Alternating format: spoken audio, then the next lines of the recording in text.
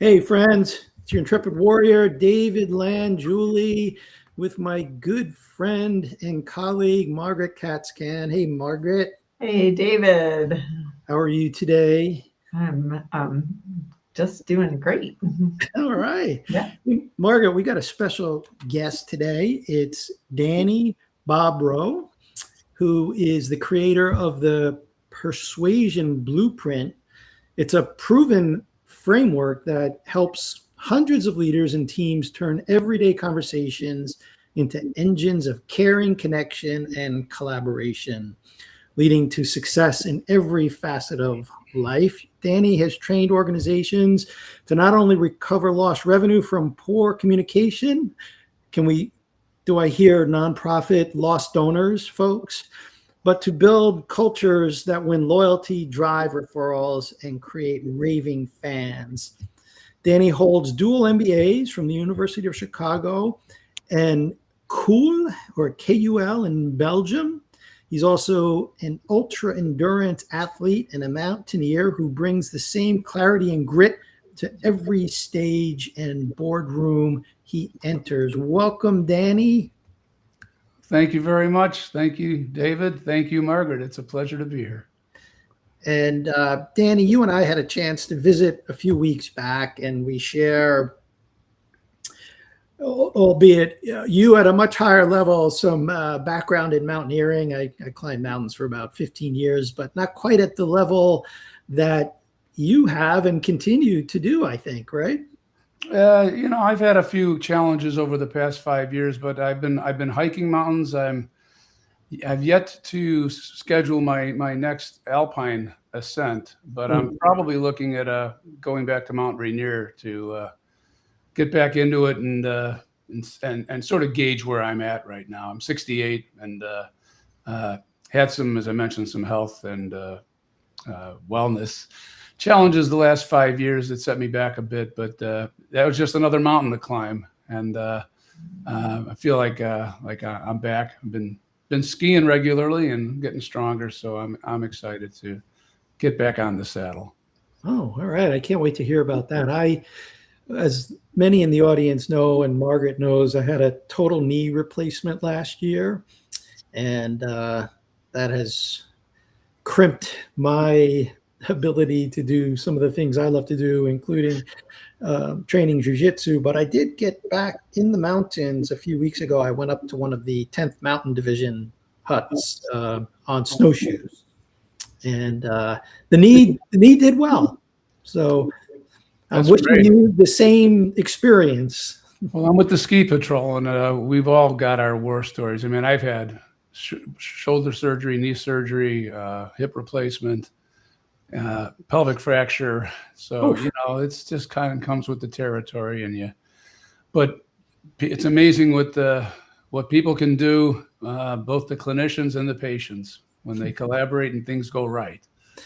And my good friend here, Margaret, was a ski racer for many years and had her fair share of broken bones and injuries as well. So here, we'll just support each other today, and anyone else in the audience who's had a few slips and falls in their lives. And we're going to shift over to some of the work that you're doing, Danny, which really piqued my interest around persuasion, because it's such an important topic in the nonprofit world, also in the corporate world, and yet it gets caught up in sort of people think of it as pressure, and you talk about moving from pressure to persuasion through your 3C blueprint, and I'll just name those 3 C's. Or why don't you just walk the audience through that? And sure, I'd be delighted to. And while we're talking about the terms, I think it's a good idea to confirm our mutual understanding, at least of the terms that I'm using them. And you mentioned sometimes people associate persuasion with pressure, as they do with sales. And to me, persuasion is the most honest form of communication in the world if it's done accurately and with the proper intent. In the movie Shane, Alan Ladd said that a gun is just a tool. It's no more ethical. It's as ethical as the person using it. And so, persuasion is a tool. You can master it. Robert Cialdini says an influence, the principles of influence. Just because you can doesn't mean you should, if you know those skills. But to me, persuasion is just a collection of mindsets and skill sets that are intended to influence someone to some desirable form of action, and to do it in a non-coercive way. I further like to distinguish between persuasion and convincing, because to convince someone is to perhaps get them to reconsider their opinion, attitude, or belief, so that you may get them to change how they feel about something. But when we're talking about true persuasive communication, we're talking about engaging people to encourage them to take some form of desirable action. So there's a big distinction there. But the 3 C's, as I've identified them in persuasive communication, are caring, connection, and collaboration. To me, it is very much a sequential process, but it can be recursive at times, because you can earn caring and then need to re-earn it at some later point in the relationship for a number of different reasons. When we talk about caring, one of the first things I'll share is that if you're not a caring person, then this isn't for you, because I'm not going to be able to teach you how to care. I've been blessed and fortunate to work with many people who truly do care about their fellow human being. And as I said, that's good, because I really can't teach you to be caring. But what I can do is help identify what I call the care gap, which is the difference between one's intentions and how one is being perceived by their counterpart. And so we go into some exercises and some distinctions on what it takes to demonstrate caring, and to work that emotional intelligence muscle, because numerous studies have demonstrated that people with high emotional intelligence are going to be more successful than those with innate cognitive ability or native intelligence, because you're dealing with human beings, and people need to be persuaded. And the way that they're persuaded is to, first of all, know that they're dealing with someone they can trust. And the first step towards trust is to establish that caring, to minimize that care gap through embracing empathy, conveying rapport, and exuding enthusiasm. But enthusiasm is a tricky concept. People can smell a bad salesperson a mile away by their misuse of enthusiasm, for instance. Well, I think the root of that word, if I'm not mistaken, you probably know better than I do, with enthusiasm is sort of with spirit or with God is kind of where that word comes from. And yes, you can tell when someone is faking enthusiasm as opposed to actually being. It's a state of being. Right. A state of being enthusiastic, filled with the Holy Spirit or filled with God, and it has a very positive energy. So you can. Yeah, that's an interesting point, David. I mean, it's important to have a baseline of enthusiasm, so that you're sharing that spirit of openness and excitement, because nobody ever bought anything without an exchange of enthusiasm.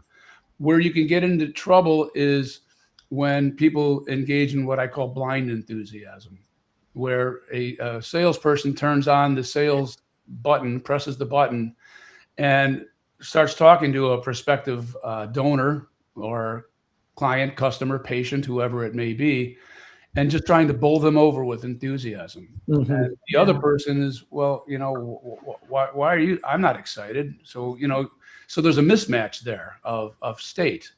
And that's an important thing to avoid. I coach people on unearthing attributes and benefits of their offering that get your counterpart excited, so that you can match their enthusiasm. You can share it with them instead of initiate it and try to force it upon them. Yeah, there's something that's coming up for me as you're speaking, which is, I think the enthusiasm in our culture kind of feels very cheerleader-ish, right? Energetically, like that's kind of our association with it. And one of the things that I try to help fundraisers with is understanding actually that if cheerful is not their resonant place, that they can actually be really compelling. I mean, that their enthusiasm can take the form of intelligent communication. It can take the form of urgency. It can take the form of passion, right? That it doesn't have to be a big rah-rah kind of energy. Yeah. Passion was the word that I was going to use, Margaret. It's a specific association. It's an energy associated with something that really has to matter to your counterpart, to your prospective donor, for instance. And so, I think in the nonprofit sphere more than in the for-profit, because when you're in for-profit, you're usually representing some product or service. And so you unearth the needs and you're having a conversation with someone because presumably there's some fit, there's some potential fit. When you're talking to a prospective donor, they're being approached by, it's more of a nebulous concept. And so it's really important to connect with that person and learn about what's important to them, what drives their passion. And even if it's a complete digression, because people like to take the measure of the person that they're dealing with. So, in sales, which is what trying to earn a donation is, I often say that the shortest distance is not a straight line. It's nice to go on seemingly meandering paths. You keep in mind what your goal is, but let your counterpart share who they are and what's important to them. And then the second C of the 3 C's of persuasive communication is connection. Well, before you go there, I wanted to just say something else about caring. So a lot of folks in the audience who are in the nonprofit world are drawn to the work because they care about the mission of the organization, typically. And so that's a good place to be coming from. I think and I'd be interested in your view on this, Margaret, also, is that a lot of fundraising, a lot of what's done these days in fundraising tends to be more transactional than personal. And so and there's nothing wrong with, having a website button and doing annual giving, via email. That's transactional in my view. What we are talking about is where the lion's share of all money in the nonprofit world gets raised, and that's through one-on-one conversations is what we're talking about here. And if you come into that conversation, no matter what stage you're at in the relationship with the donor or prospective donor, and you see that person as a transaction, they are going to smell that from a mile away, and that's not caring. That's right. Yeah. I mean, they say that it's been said that the best salespeople in the world are the best storytellers. And so, sharing stories that people can identify with and knowing how to read the cues to see if you're connecting with that person is very, very important. And I like to say that it's important to put the fun in fundraising. And, my foundation, Climb for a Cause, was a way to merge my passions of oral health education and treatment with health and fitness and meeting people and helping them grow their business through cause-related event marketing. So it's an intersection, but more generally, the successful fundraiser connects with the person, shows that, recognizes their caring, demonstrates your caring, and then unearths what's important to them. And that's where connection comes in, which is, a lot of people think that a connection, well, I define it as earning trust and establishing credibility. But people sometimes lean too much on the establishing credibility side, when the fact is that it's been demonstrated that people are more hungry for you to demonstrate that you understand them, you get their problem, and can perhaps articulate it even better than they can, than they are about your expertise and facts. So, we work hard with our coaching subjects, our students, to get them to understand how to make that connection. Mm-hmm.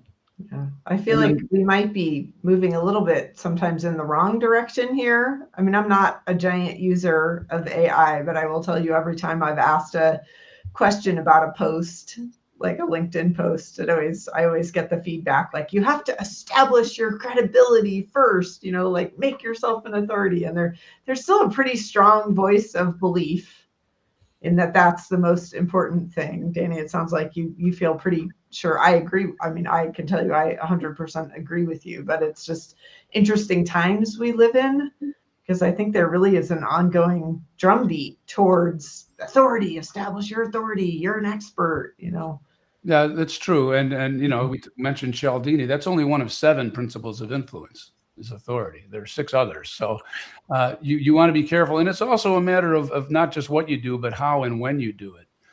We talk a lot about effective questioning and effective listening technique. And the questioning is really all about knowing when to ask open-ended questions and when to ask closed-ended questions. And we talk about the closed-ended sandwich, basically. When you're beginning a conversation, you don't really have permission to ask intimate personal questions. So what we work on is how to gain control of the call, not manipulation of the call, but if you're you need to be in the driver's seat if you're the expert in this conversation. And so you ask closed-ended questions to get the person comfortable that you're the one asking the questions, but you do it in a way that simultaneously establishes rapport and conveys empathy. And maybe I should cite an example. We coach a number of healthcare practices on how to answer the phone from new patients, prospective patients. And we call that component the art of first impressions. Wait a minute, I just got to stop you right there. Are there actually healthcare practices that answer the phone these days? Eventually. If you press the right buttons, okay, you don't get your buttons pushed too much.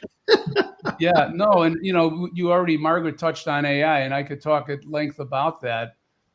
We don't want to underestimate AI, but we also don't want to overestimate it. And the most challenging component for AI is going to be to replicate human interaction. And even if and when they can, surpass humans, and I'm not saying they'll never be able to, because you never know with technology, but you're going to have a hard time if you're talking to a potential funder, donor, and saying, here, you know what, talk to my robot. He's better than I am. So you're always gonna need to have that human connection. But the well-structured medical practice will still have a human being answer the phone as soon as possible.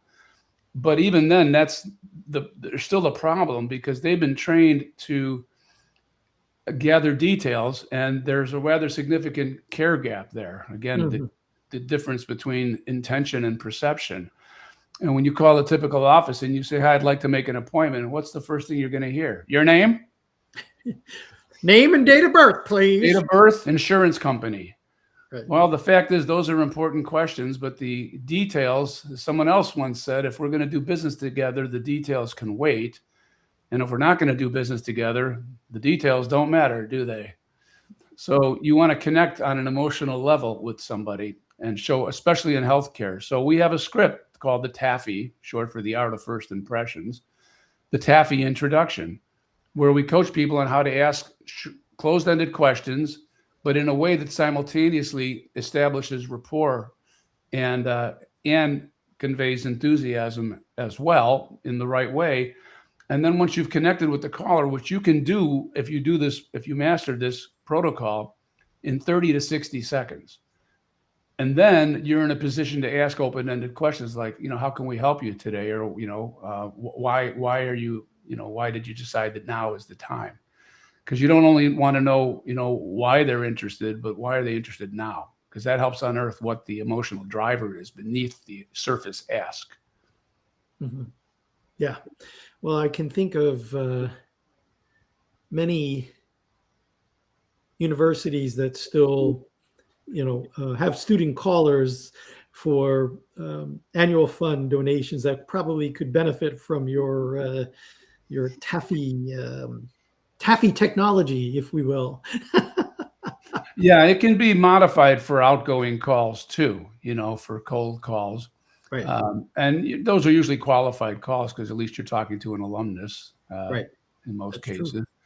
The third element, the third C of persuasion, of the Persuasion Blueprint, is collaboration. And that has to do with, as the word implies, bringing your counterpart to your side of the table so that you're crafting a customized plan that they have agency and ownership in.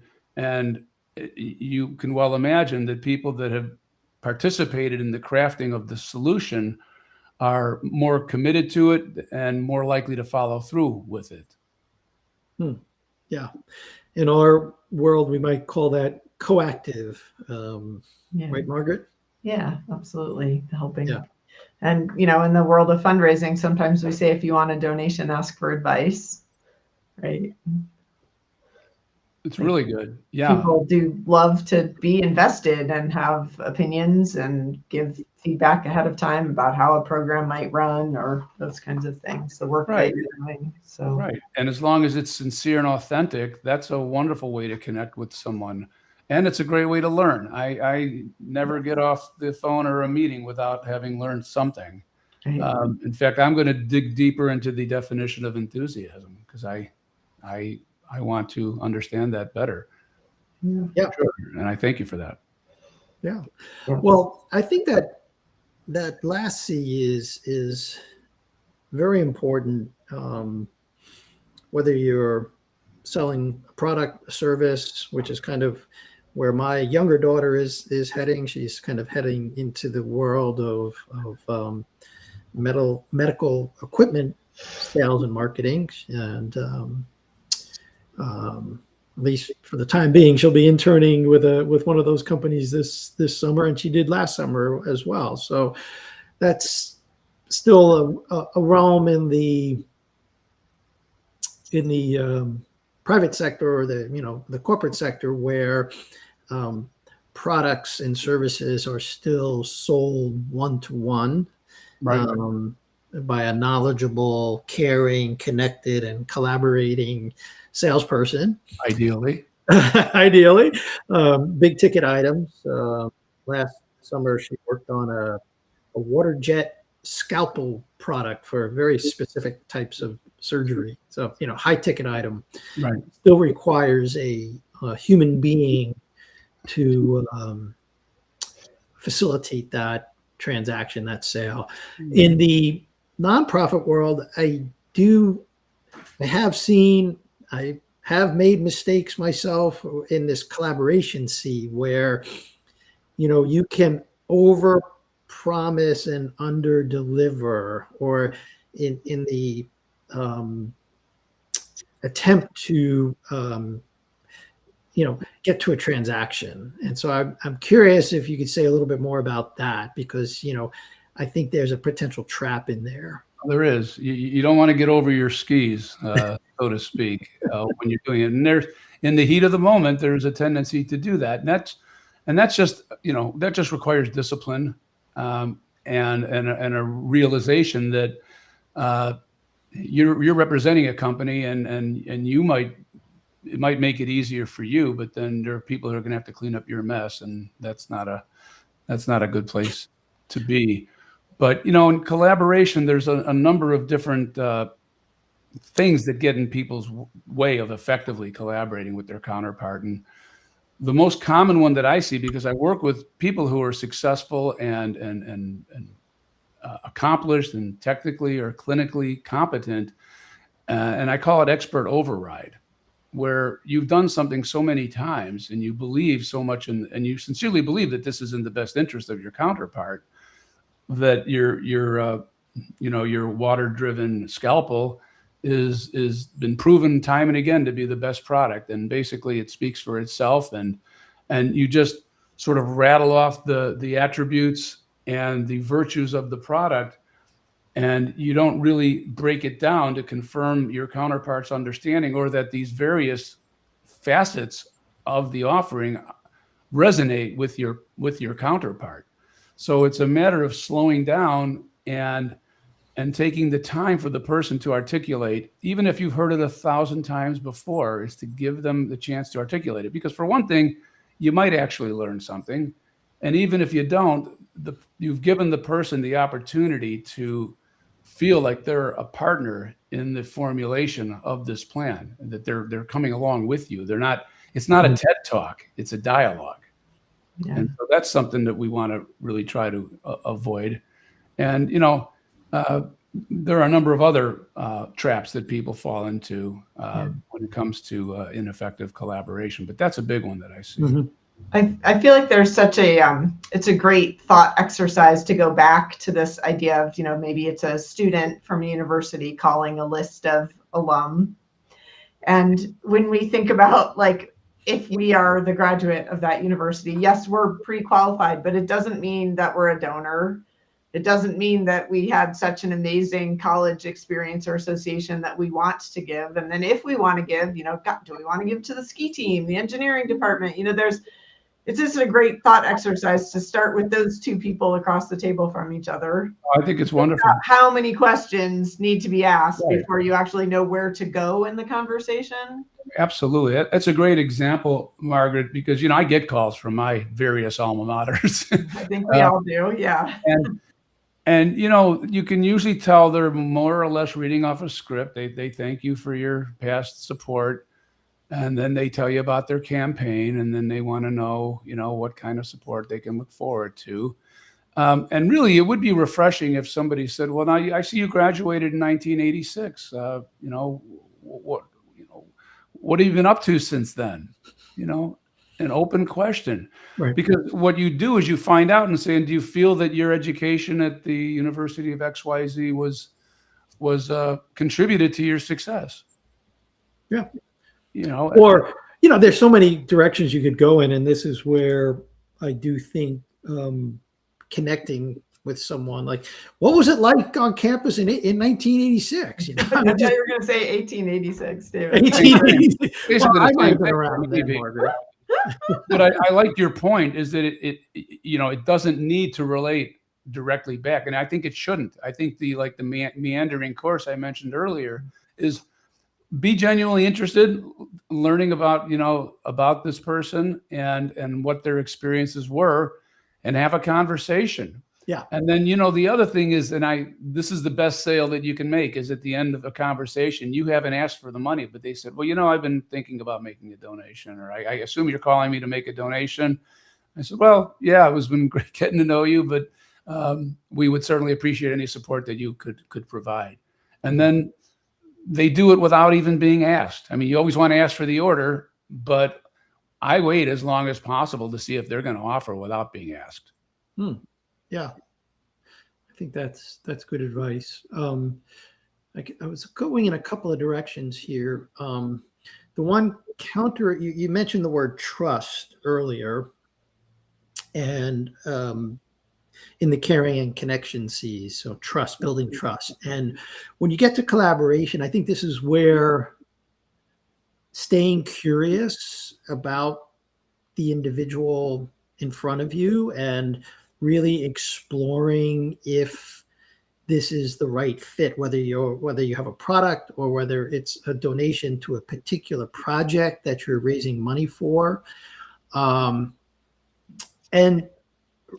this is a bit counterintuitive, or maybe even sacrilegious, to say, like, actually, just listening to you, this may not be the right fit for you right now. I think that goes a long way to building trust for something else down the road, if it's true and honest, and you're not trying to manipulate the person, and just really, like, listening to you, this, we're raising money for this project and it just sounds like this is not a fit for you right now. I think, or you don't even have to go that far. You could say, "I'm wondering whether this is a fit." Yeah.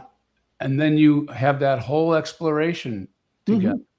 And, as far as over promising and under delivering, it's nice to be able to earmark. Sometimes, the donor, you want to give the donor some flexibility. Well, can I make sure the money goes to the College of Commerce, or to the your mission in Sri Lanka?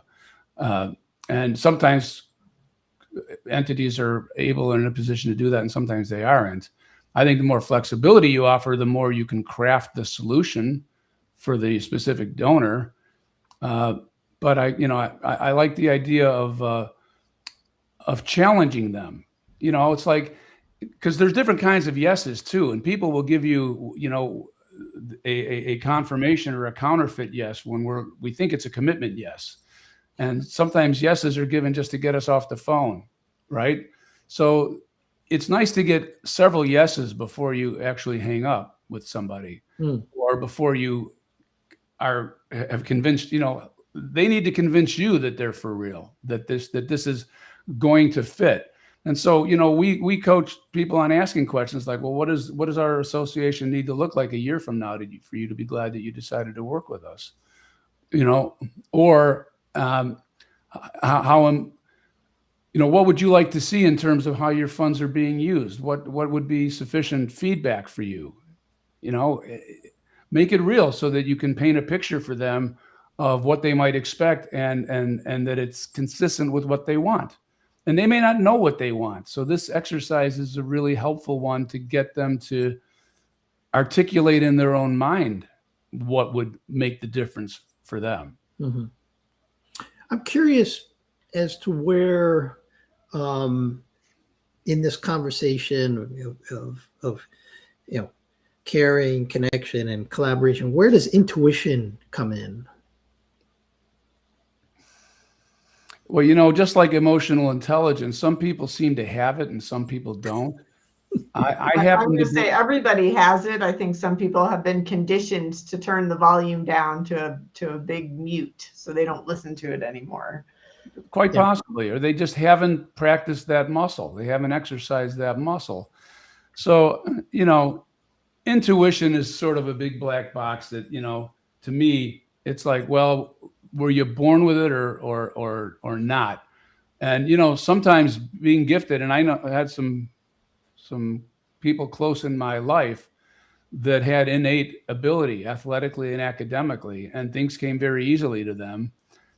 And that when it came to adulthood, or, you know, after early adulthood, things didn't come as easily. They didn't have the discipline and the training to work through challenges, to overcome, you know, when things didn't just come to them naturally or quickly. Mm-hmm. So, you know, I don't have to tell you or your audience that hard work is the great equalizer. And if you just make a commitment to something, and you have exposure to the right teacher, to the right people, then, because you can make the same mistakes over and over again. I've worked with, you know, I'm a ski instructor, if I didn't mention that, not just a ski patroller. And I've worked with people who've skied for 25 years. And yeah, they can get down the hill, but they've been making the same mistakes for 25 years. So, you know, it's a matter of being open to learning, because we're all human beings, are all creatures of habit, and we really resist rewiring our neural pathways. But if you're going to grow, you have to stretch. Yeah. Well, I was thinking more in terms of, so just to build on what Margaret said, you know, my intuition got mostly snuffed out of me by the educational industrial complex. And it wasn't until much later in life that I started to rewire, as you say, that side of my brain that has this sensing ability, especially when you're with other people.